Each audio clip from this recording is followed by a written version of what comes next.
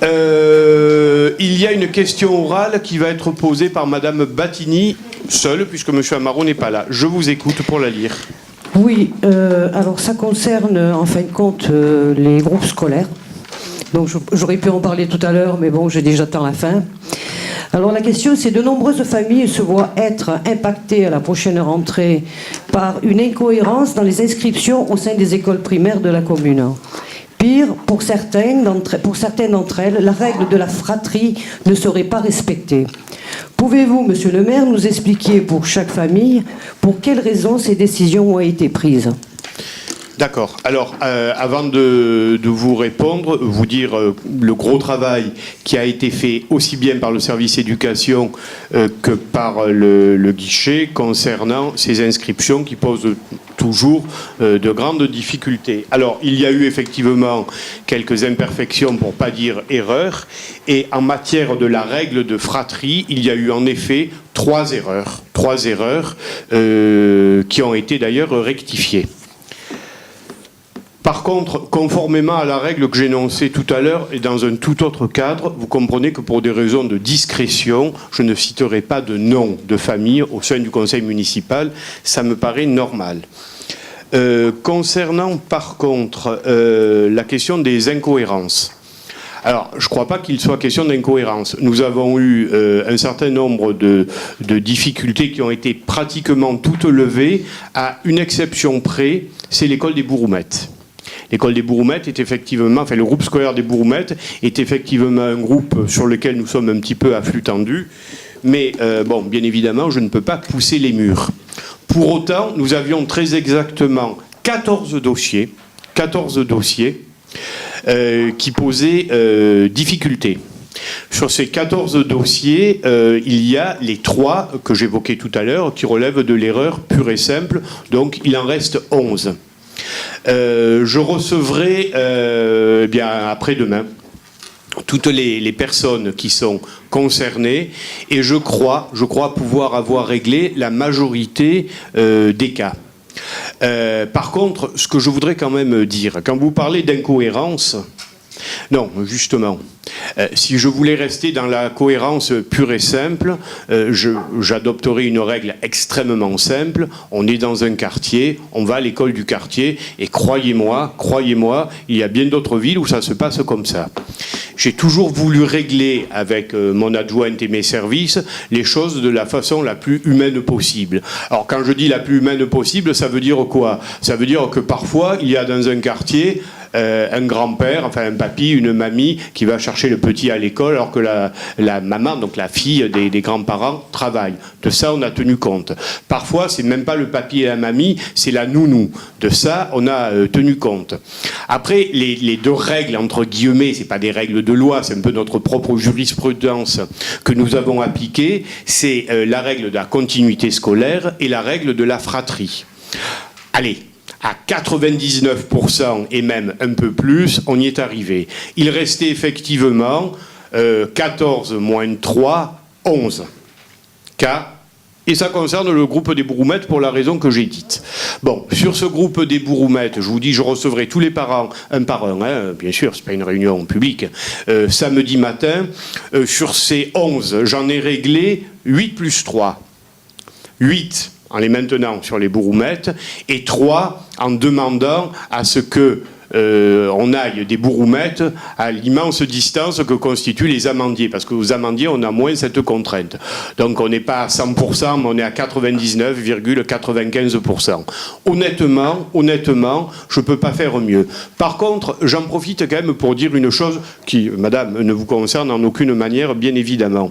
Bien entendu, ce genre de difficulté, comme vous le faites d'ailleurs, est repris par l'opposition, des gens qui viennent vous voir, et ça, quelque part, je trouve ça normal. C'est la règle, bon, pas de problème.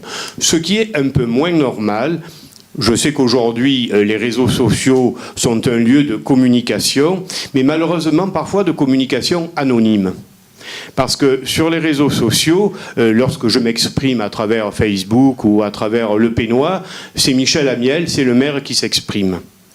Je reçois à mon égard des propos parfois carrément injurieux.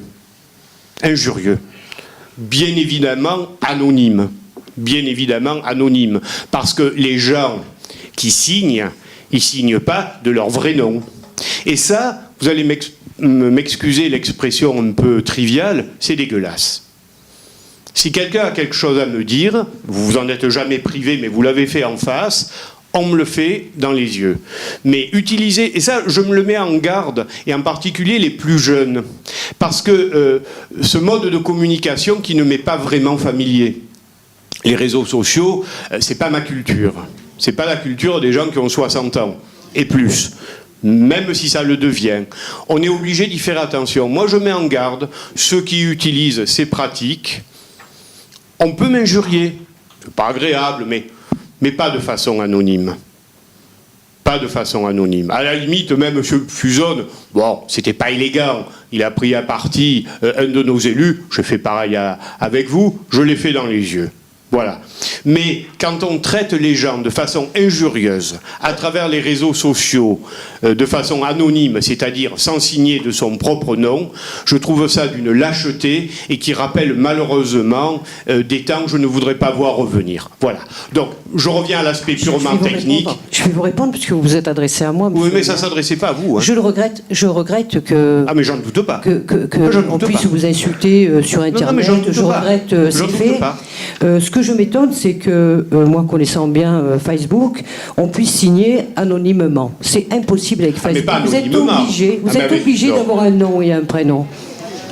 Ce sont des pseudonymes, madame. Ce sont des pseudonymes. Vous savez, Facebook aujourd'hui, maintenant c'est fini. Je connais peut-être moins bien Facebook. Je ne sais pas qui c'est, je ne veux pas savoir qui c'est. Moi non plus, c'est anonyme. Je le regrette vraiment. Voilà. Si je savais... Si c'était pas anonyme, je porterais plainte dans diffamation. Mais là, qu'est-ce que je vais porter plainte dans diffamation contre X alors que je suis sûr que cela ne va pas aboutir. Quand je parle d'anonymat, je veux parler de pseudonyme. Vous n'allez pas me dire que vous ne savez... Bah, moi aussi, j'y vais sur Facebook. À force, il a bien fallu que je m'y mette. Hein. Vous n'allez pas me dire que vous ne savez pas que l'on peut utiliser des pseudonymes. Et d'ailleurs, il y en a qui le font autour de cette table. Je le sais, à une petite différence près. Bah, c'est de façon ludique et pour un certain nombre de pratiques qui relèvent simplement du libre-échange. Voilà, je tenais à le dire. Je vous ai répondu par contre à la question orale sur un plan technique. Je recevrai, ça va me prendre 2 heures samedi matin et ça vaut la peine, les derniers dossiers qui n'ont pas pu être résolus et on arrive à pratiquement 100%. Mais je le répète, si je m'appuie uniquement sur des questions de cohérence, comme vous l'avez dit, je devrais simplement dire aux parents, écoutez, vous habitez ce quartier, votre enfant va dans ce quartier. Je voudrais aussi dénoncer une pratique moins grave que celle que je viens de dénoncer, mais qui pour autant est désagréable, et en particulier pour nos services, ce sont parfois de fausses déclarations. Et j'en ai encore piqué une cet après-midi. Quand je dis de fausses déclarations, des gens qui ont, par exemple, habité la commune et qui ne l'habitent plus. Voilà, je tenais à le dire. C'est possible. Ah non, mais c'est pas... C'est certain. Non, mais je préfère à la limite la personne, et ça m'arrive, qui vient me dire, écoutez, monsieur le maire, on a habité les Pennes Mirabeau, on était heureux aux Pennes Mirabeau, pour un certain nombre de raisons, divorce, peu importe quoi, on a dû quitter les Pennes Mirabeau, j'aimerais que mon petit y reste. Je peux vous assurer que je me suis toujours efforcé de répondre positivement à ce type de demande, même là si on est dans l'incohérence fiscale. Parce qu'un enfant coûte à peu près 2 000 € par an lorsqu'il va dans une école de la commune, et je rappelle que dans ces cas-là, ce ne sont pas les impôts des parents, y compris ceux que ne paye pas M. Fusone, mais on va vérifier, qui payent les choses. Hein, vous voyez ce que je veux dire. Mais j'ai toujours mis en avant l'humanité. Puis des fois, on ne peut pas. Voilà. Si les grands-parents vivent sur la commune, ils payent des impôts sur la commune, les grands-parents aussi. Pas les parents. Oui, mais c'est les grands-parents, c'est pareil, ils s'occupent des enfants. Vous avez les grands-parents qui vous parlez de cohérence, moi je vous parle de cohérence fiscale. Voilà, bon écoutez, dans le cas précis, je crois vous avoir répondu, et au-delà de la réponse que je vous apporte, avoir répondu de mon mieux aux parents. Si vous le permettez, monsieur le maire, je vous demanderai un rendez-vous pour connaître le résultat. Donc je vous écrirai là incessamment sous peu pour que vous puissiez me recevoir après avoir vu les familles pour me donner le résultat. Je vous reçois quand vous voulez, vous le savez bien. Non, mais je vous le demande. Je ne vous donnerai pas des noms. Hein. Mais non, je n'ai pas besoin des noms. Pas Je des veux le noms. résultat des 14 En plus, personnes. vous les avez tellement facilement. Voilà. Donc je ne vous Merci. donnerai pas des noms, mais je vous recevrai. Merci. Comme chaque fois qu'on veut me rencontrer. Bien, sauf erreur de ma part, la séance est terminée. Merci.